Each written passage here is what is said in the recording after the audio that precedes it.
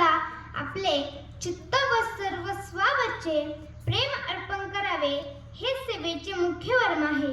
म्हणून आपल्याला पत्र, पुष्प, फुलं यापैकी जे काही मिळेल ते भगवंताला अर्पण करीत जावे. या निमित्ताने जितके अधिक प्रेम देवाला अर्पण करते तेवढे द्यावे.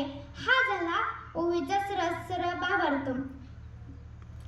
या ओवीद्वारे माऊली ज्ञानोबा राय सांगतात, जो माझा अनन्य भक्त आहे, ज्याने मला प्रेमाने पान, फुल, फळ, पाणी ते कोणत्याही झाडाचे असेल तरीही चालेल, नवे श्रेय असेल हरकत नाही, पण ते प्रेमाने अर्पण केले म्हणून मी त्याचा आनंदाने स्वीकार करीन.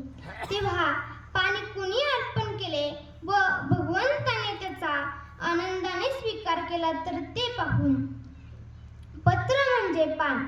द्रौपदीने देवाला मोठ्या प्रेमाने, भक्तिभावाने पान अर्पण केले म्हणून भगवंताने तिला संकटातून सोडवले.